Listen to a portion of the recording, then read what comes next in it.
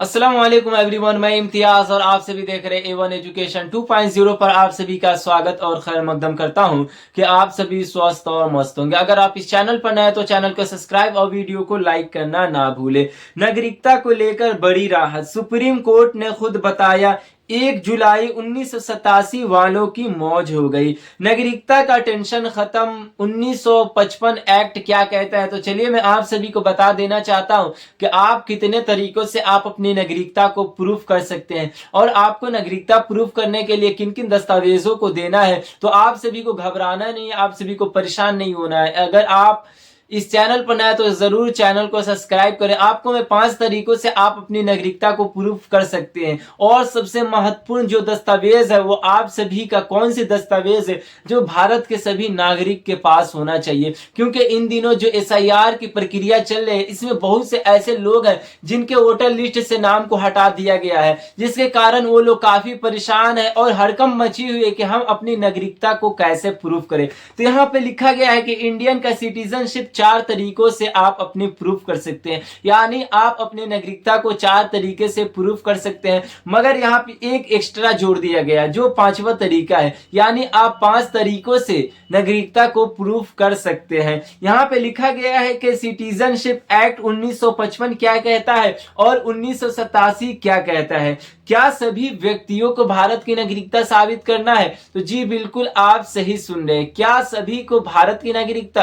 तो किन किन लोगों को भारत की नागरिकता प्रूफ करनी है और किन्हें किन्हें दस्तावेज दिखाने हैं। तो यहाँ पे लिखा गया है कि अगर आप पूछते हैं कि आप अपनी नागरिकता को कैसे प्रूफ करेंगे, तो यहाँ पे 5 तरीके बताए गए हैं। जैसे कि नंबर 1, जन्म के आधार पर, यानी जिस व्यक्ति की पैदाइश भारत में हुई है तो उन्हें नागरिकता प्रूफ नहीं करना होगा, मगर उसका कंडीशन है कि आप सभी के माता पिता भारतीय होना चाहिए। जैसे कि अगर कोई विदेशी और कोई भारतीय है तो आपकी नागरिकता प्रूफ नहीं हुई। और दूसरे में लिखा गया है कि दूसरा, आपके वंश यानी आपके दादा परदादा यानी आपके पूर्वजों से आपकी नागरिकता प्रूफ होगी। और तीसरा क्या लिखा गया है? पंजीकरण, यानी आपकी नागरिकता रजिस्ट्री से भी प्रूफ हो सकती है। तो ये तीसरा हो गया। और चौथा जो लिखा गया है कि आपके देशीकरण, यानी आप देशीकरण से भी आप अपनी नागरिकता को प्रूफ कर सकते हैं। और 5वां, क्षेत्र के शामिल होने से,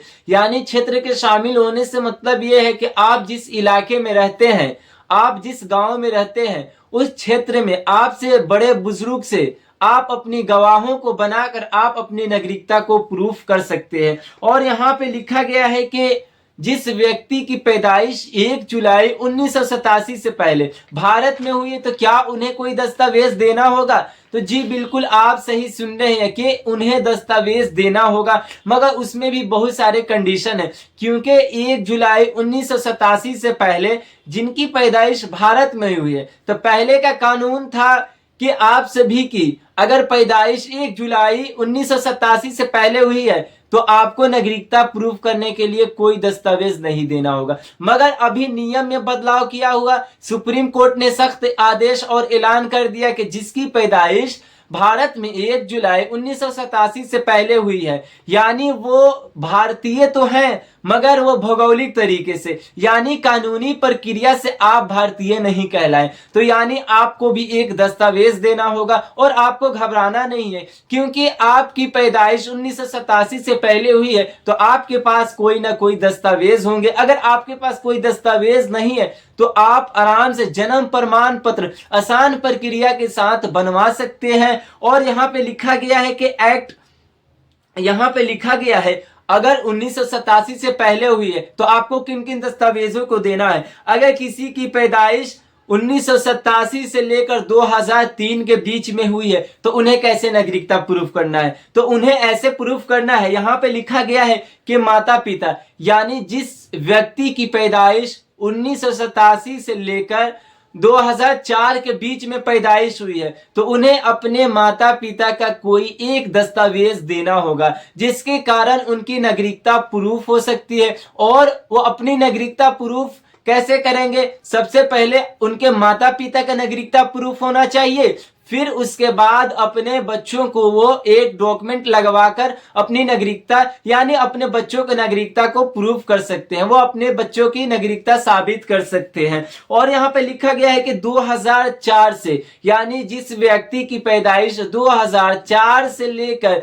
2025 के बीच में हुई है तो उन्हें क्या करना होगा। तो यहाँ पे साफ साफ लिखा गया है कि माता पिता का डॉक्यूमेंट देना होगा, यानी जिस व्यक्ति की पैदाइश 2004 से लेकर 2025 के बीच में हुई है तो उन्हें अपने माता पिता दोनों का डॉक्यूमेंट देना होगा। मगर जिस व्यक्ति की पैदाइश 1987 से लेकर 2004 के बीच में हुई है उन्हें एक दस्तावेज देना होगा। अगर आपके पास मैं दस्तावेजों की बात करूं तो आपके पास कौन कौन से दस्तावेज होना चाहिए, जैसे कि सहायक में आपके पास दस्तावेज जो आधार कार्ड हो गया, और फिर आपके पास वोटर आईडी होनी चाहिए, और नागरिकता के जो महत्वपूर्ण इंपॉर्टेंट दस्तावेज है वो सबसे ज्यादा महत्वपूर्ण आपकी जन्म प्रमाण पत्र, यानी आपकी जन्म प्रमाण पत्र है तो आसानी के साथ आप अपनी नागरिकता को प्रूव कर सकते हैं। और यहाँ पे तीसरा जो दस्तावेज, अगर आपके पास पासपोर्ट है तो पासपोर्ट भी आप दे सकते हैं, और अगर आपके पास सरकारी जॉब से रिलेटेड कोई दस्तावेज है,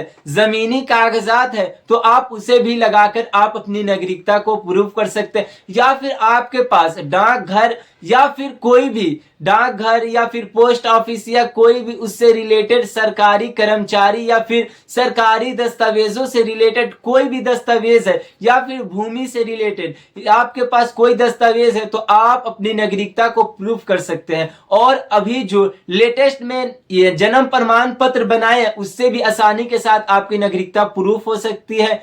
तो और आपने जो पहले जन्म प्रमाण पत्र बनवाया था उससे आपकी नागरिकता प्रूफ नहीं होगी, क्योंकि यूपी और महाराष्ट्र में जो अभी जन्म प्रमाण पत्र आधार बेसिस पे बनी थी उन्हें रद्द कर दिया गया है। यानी अभी जो लेटेस्ट में आपका जन्म प्रमाण पत्र बना है उससे आप अपनी नागरिकता को आसानी के साथ प्रूफ कर सकते हैं, मगर जो पहले का जो जन्म प्रमाण पत्र था उससे आप अपनी नागरिकता को प्रूफ नहीं कर सकते थे। जो आधार बेसिस पे आपकी जन्म प्रमाण पत्र बनी थी, अगर आपके पास जन्म प्रमाण पत्र नहीं है तो आप जन्म प्रमाण पत्र बनवा ले और पासपोर्ट भी बनवा सकते हैं। और वोटर लिस्ट में नाम अगर नहीं है तो जल्द से जल्द SIR वाली प्रक्रिया को भी आप पूरा कंप्लीटली रखें, क्योंकि जैसे ही SIR की प्रक्रिया खत्म होगी वैसे ही NRC लागू कर देने की बात चल रही है। तो ये थी आज की काफी महत्वपूर्ण वीडियो। अगर कोई डाउट रह गया है तो जरूर कमेंट में आप कमेंट करें, मैं आप सभी को सवालों का जवाब देने का कोशिश करूंगा। धन्यवाद।